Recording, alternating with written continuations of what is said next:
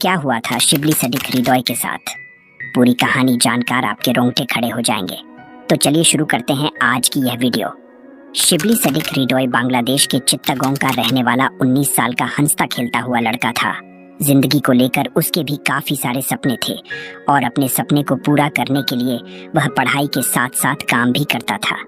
Better future के लिए वह कदालपुर स्कूल एंड कॉलेज में पढ़ाई कर रहा था। पढ़ाई के खर्च का बोझ उसके गरीब माँ बाप पर न पड़े, इसके लिए वह एक पोल्ट्री फार्म में मैनेजर की नौकरी भी करता था।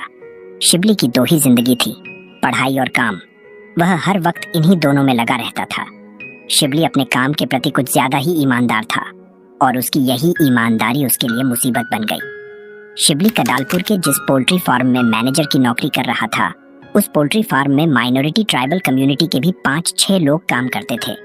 एक जगह काम करने की वजह से शिबली और वहां काम करने वाले दूसरे लोगों के बीच दोस्ती भी हो चुकी थी। क्योंकि शिबली पोल्ट्री फार्म का मैनेजर था और वहां के वर्कर्स की उससे दोस्ती हो गई थी।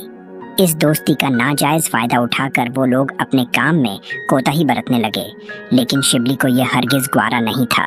काम करने को लेकर शिबली उन सबको टोकने लगा। वहां शिबली की उम्र सिर्फ 19 साल थी, जबकि ज्यादातर वर्कर्स 24 से 25 साल के थे। इसलिए अपने से छोटे मैनेजर से कमांड लेना उन लोगों को पसंद नहीं आ रहा था। बस यहीं से विवाद की शुरुआत होने लगी। धीरे धीरे बात आगे बढ़ती गई और विवाद आगे बढ़कर लड़ाई में बदल गया। शिबली और बाकी वर्कर्स के बीच लड़ाई हो गई और यह बात पोल्ट्री फार्म के ओनर तक पहुंच गई। ओनर ने समझाकर मामला को शांत कराया और फिर सभी नॉर्मल वे में काम करने लगे। शिबली पिछले सभी बातों को भूलकर अपने काम में मग्न रहने लगा। लेकिन शिबली का विवाद जिन लोगों के साथ हुआ था, वह लोग इसे भूले नहीं थे। जैसे सरदार खान रामाधीर सिंह से बदला लेने के लिए तड़प रहा था, वैसे ही पोल्ट्री फार्म के 4-5 वर्कर्स शिबली से बदला लेने की आग में तड़प रहे थे। इस मामले को लगभग 2 महीने बीत गए। 2 महीनों तक सब कुछ नॉर्मल चलता रहा। शिबली पोल्ट्री फार्म की शांति से खुश था, लेकिन उसे क्या पता था कि यह शांति तो उसकी जिंदगी में आने वाले तूफान से पहले की शांति थी। आखिरकार 28 अगस्त 2023 का वह मनहूस दिन आ ही गया, जिस दिन पोल्ट्री फार्म के वर्कर्स ने शिबली से बदला लेने के लिए उसे किडनैप कर लिया। शिबली उस वक्त पोल्ट्री फार्म में काम ही कर रहा था कि तभी उमंगचिंग मारमा अपने कुछ साथियों के साथ वहां आ धमका और शिबली को जबरदस्ती वहां से उठाकर अपनी कार में बिठाकर ले गया। उमंगचिंग मारमा वही शख्स था जिसके साथ शिबली के विवाद की शुरुआत हुई थी। जब यह सभी किडनैपर्स शिबली को किडनैप करके अपने साथ लेकर जा रहे थे, तब उस समय शिबली का मोबाइल उसी के पास था। किडनैप होने के लगभग 12-13 घंटे शिबली ने किडनैपर्स से छुपाकर अपनी मां नाहिद अख्तर को कॉल किया। शिबली के घर वाले पहले से ही उसकी तलाश में काफी ज्यादा परेशान थे। नाहिद ने जब कॉल पर अपने बेटे की घबराई हुई आवाज सुनी, तब तो उनके होश ही उड़ गए। शिबली ने अपनी मां को बताया कि उसे कुछ लोग जबरदस्ती पकड़ कर ले आए हैं और उसे बांध कर रखा गया है। शिबली ने बताया कि उसे टॉर्चर भी किया जा रहा है, इससे पहले कि नाहिद अख्तर अपने बेटे के दर्द को समझ पाती और वह उससे कुछ पूछ पाती। कॉल कट गया। इस एक कॉल से शिबली के घर पर हड़कंप मच गया और हर कोई शिबली की तलाश में जुट गया। अभी ये लोग शिबली का सुराग लगाने के बारे में सोच ही रहे थे कि तभी नाहिद अख्तर के मोबाइल पर एक और कॉल आया। नाहिद इस उम्मीद में अपने फोन की तरफ दौड़ी कि शायद उसके बेटे ने ही फिर से कॉल किया है, लेकिन इस बार ये कॉल शिबली की तरफ से नहीं बल्कि उसे किडनैप करने वाले किडनैपर्स की तरफ से थी। ये कॉल फिरौती मांगने के लिए की गई थी। किडनैपर्स ने शिबली की रिहाई के बदले उसके परिवार से 15 लाख टका की मांग की। शिबली के परिवार की आर्थिक स्थिति बस ऐसी थी कि यह परिवार मुश्किल से अपना गुजारा कर पाता था। ऐसे में उनके लिए अचानक से 15 लाख टका जुटा पाना असंभव था। फिर भी अपने बेटे की खातिर शिबली के परिवार वाले पैसे जमा करने की कोशिश में लग गए। 15 लाख टका की फिरौती मांगने के 3 दिन बाद भी जब शिबली के परिवार वाले पैसे का इंतजाम नहीं कर सके, तब 31 अगस्त को किडनैपर्स ने फिर से कॉल किया। शिबली के पिता ने कॉल करने वाले किडनैपर को अपनी गरीबी की दुहाई दी और फिरौती की रकम कम करने की गुजारिश की। किडनैपर्स तो ऑलरेडी शिबली और उसके परिवार की आर्थिक स्थिति के बारे में अच्छी तरह से जानते थे, इसलिए उन लोगों ने भी फिरौती की रकम घटाकर 15 लाख से 2 लाख टका कर दी। वैसे तो एक गरीब परिवार के लिए अचानक से 2 लाख टका जमा करना भी बहुत मुश्किल है, लेकिन जहां बात घर के चिराग की जिंदगी की हो तो कैसे भी करके पैसे का इंतजाम करना ही पड़ता है। शिबली के माता पिता ने भी वही किया। दर दर हाथ फैलाने के बाद आखिरकार 4 सितंबर को शिबली के माता पिता ने 2 लाख टका जमा कर लिए। फिर उन लोगों ने किडनैपर्स से संपर्क किया।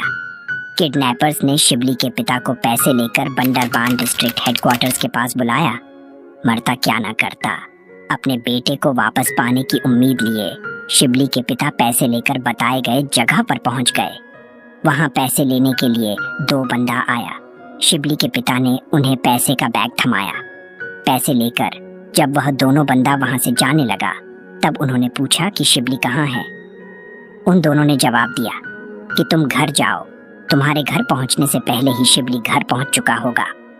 अपने बेटे को दोबारा अपनी नजरों के सामने देखने की हसरत लेकर शिबली के पिता दौड़े दौड़े अपने घर पहुंचे, लेकिन घर पहुंचने के बाद उनकी सारी हसरत आंसुओं में बह गई, क्योंकि शिबली अब तक घर नहीं पहुंचा था। शिबली के माता पिता को अभी यह उम्मीद थी कि शायद किडनैपर्स शिबली को छोड़ने में थोड़ा टाइम लेंगे। इसी उम्मीद में उन्होंने शिबली के इंतजार में 3 दिन और बिता दिए। 4 सितंबर को इन्होंने किडनैपर्स को पैसा दिया था, लेकिन जब 7 सितंबर तक भी शिबली अपने घर नहीं पहुंचा, तब शिबली के माता पिता की सारी उम्मीदें धूमिल हो गई और आखिर में थक हार कर इन्होंने राउजन पुलिस स्टेशन में शिबली के किडनैप होने की FIR दर्ज करवाई। शिबली के किडनैप होने के 11 दिन बाद यह मामला पुलिस के पास पहुंचा।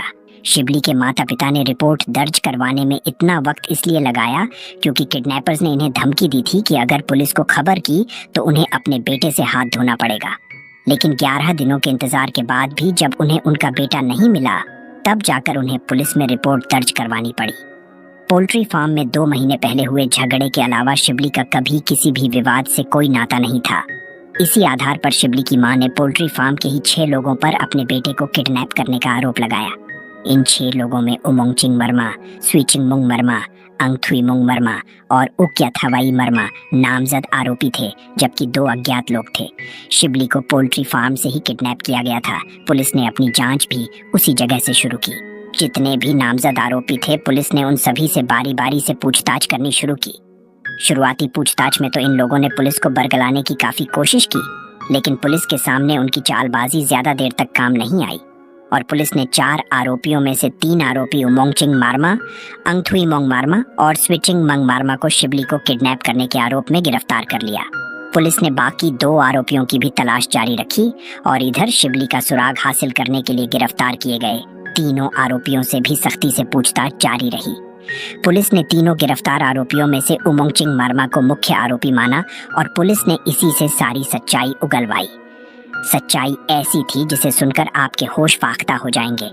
उमंगचिंग मारमा ने अपने 5 और साथियों के साथ मिलकर शिबली को किडनैप किया था। शिबली से पहले तो इन सबकी अच्छी दोस्ती थी, लेकिन 2 महीने पहले हुए विवाद की वजह से यह दोस्ती दुश्मनी में बदल गई और उमंगचिंग ने अपने साथियों के साथ मिलकर शिबली से बदला लेने का ठान लिया। 2 महीने की प्लानिंग के बाद आखिरकार 28 अगस्त को इन लोगों ने शिबली को किडनैप कर लिया। इनिशियली इन लोगों का प्लान यह था कि शिबली को किडनैप करके टॉर्चर किया जाएगा और फिर इसके परिवार से फिरौती की रकम हासिल करके उसे छोड़ देंगे। इन्हें शिबली के परिवार की आर्थिक स्थिति के बारे में पता था, इसलिए इन लोगों ने आसानी से फिरौती की रकम 15 से घटाकर 2 लाख टका कर दिया। फिरौती के पैसे मिल जाने के बाद भी इन लोगों ने शिबली को क्यों नहीं छोड़ा?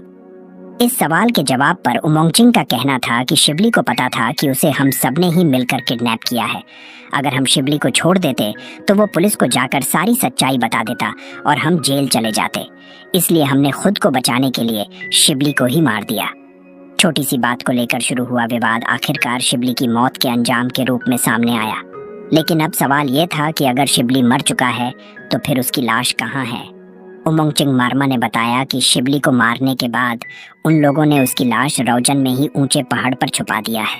कुछ मीडिया रिपोर्ट्स के मुताबिक उमंगचिंग मारमा ने यह भी खुलासा किया था कि शिबली को मारने के बाद वह और उसके साथियों ने उसके शरीर से मांस निकालकर उसे पकाकर खा गए और फिर बची हुई हड्डियों को पहाड़ पर जाकर फेंक दिया।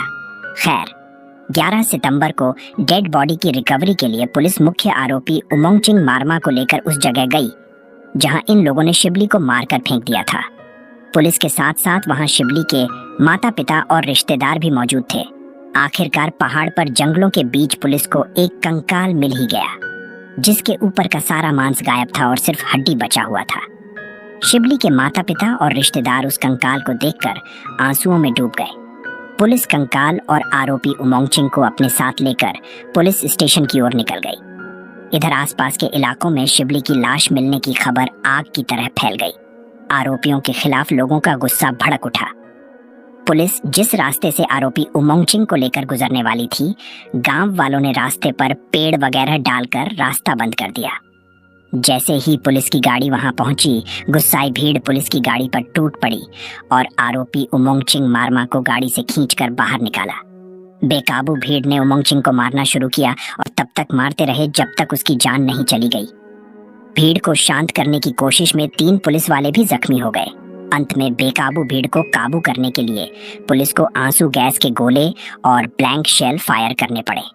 मुख्य आरोपी को तो अपने किए की सजा भीड़ के द्वारा ही मिल गई, लेकिन बाकी आरोपी अभी पुलिस हिरासत में हैं और जांच पूरी होने के बाद उनकी सजा कानून के द्वारा ही तय होगी।